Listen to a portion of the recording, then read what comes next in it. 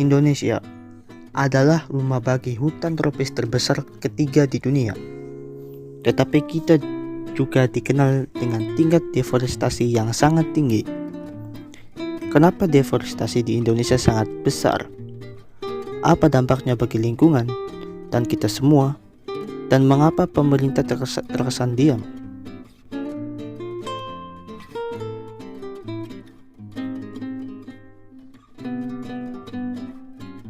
Deforestasi atau penggundulan hutan di Indonesia dipicu oleh beberapa faktor. Salah satunya adalah konversi lahan untuk perkebunan kelapa sawit. Perkebunan kelapa sawit terus berkembang pesat untuk memenuhi kebutuhan global akan minyak sawit. Hutan tropis dibabat habis untuk membuka lahan perkebunan. Selain itu, pertambangan ilegal juga jadi masalah besar. Banyak hutan ditebang untuk dijadikan lahan tambang dan aktivitas ilegal lainnya. Ini terus berkembang meski pemerintah telah mengeluarkan regulasi. Jangan lupa juga ada kebakaran hutan yang semakin sering terjadi. Kebakaran ini digunakan untuk membuka lahan meskipun berisiko menyebabkan kerusakan lingkungan yang parah. Deforestasi bukan hanya soal kehilangan pohon. Dampaknya jauh lebih besar. Pertama, hilangnya keanekaragaman hayati. Hutan tropis Indonesia adalah rumah bagi spesies unik, dan ketika hutan ditebang, habitat mereka ikut hilang. Banyak satwa langka seperti orangutan, harimau Sumatera, dan gajah Sumatera terancam punah. Kedua, deforestasi meningkatkan emisi karbon. Pohon menyerap karbon dioksida yang menyebabkan pemanasan global. Ketika hutan ditebang, karbon yang tersimpan dilepaskan ke atmosfer, memperburuk perubahan iklim. Ketiga, deforestasi menyebabkan banjir dan tanah longsor.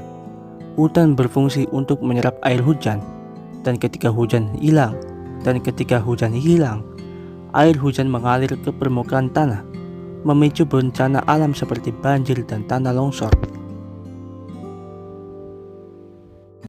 Meskipun dampak deforestasi sangat jelas, mengapa pemerintah terkesan diam atau lamban dalam menanggulanginya?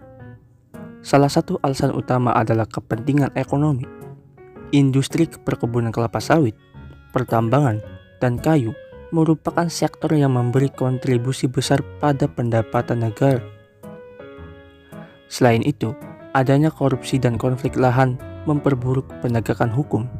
Banyak izin yang diberikan kepada perusahaan tanpa mempertimbangkan dampak lingkungan. Ini membuat upaya penyelamatan hutan menjadi sangat sulit. Meski begitu, ada juga kebijakan yang sudah diterapkan, moratorium pembukaan hutan dan reforestasi. Namun, implementasinya belum maksimal. Dunia melihat Indonesia sebagai paru-paru dunia, jadi mereka peduli. Banyak LSM dan negara maju mengecam deforestasi di sini. Bahkan beberapa produk dari Indonesia sempat diboikot karena dianggap merusak hutan. Di dalam negeri, banyak masyarakat adat dan aktivitas lingkungan bersuara lantang, tapi suara mereka sering kalah oleh kepentingan ekonomi.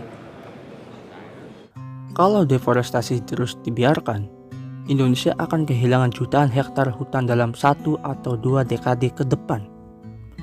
Kita bisa menghadapi krisis iklim, kekeringan ekstrim, dan kehilangan kekayaan alam yang tak bisa digantikan. Tapi kalau bergerak sekarang, kita masih bisa membalikkan keadaan. Solusi mengenai hal ini adalah penegakan hukum tegas terhadap pertambangan ilegal dan pembakaran hutan, moratorium izin baru di kawasan hutan primer, dukungan terhadap produk ramah lingkungan, dan kampanye kesadaran publik. Peran kita semua, dari memilih produk, menyebarkan info, hingga ikut aksi sosial. Kesimpulannya, deforestasi di Indonesia adalah masalah serius yang menyangkut masa depan kita semua. Pemerintah, perusahaan, dan masyarakat punya peran besar dalam menentukan nasib hutan kita. Kita nggak boleh diam. Mulailah dari hal kecil, karena kalau bukan kita, siapa lagi? Kalau kamu peduli sama masa depan hutan Indonesia, bantu sebarkan video ini. Like, share, dan subscribe untuk konten edukatif lainnya. Tulis pendapat kamu di kolom komentar. Sampai jumpa di video selanjutnya.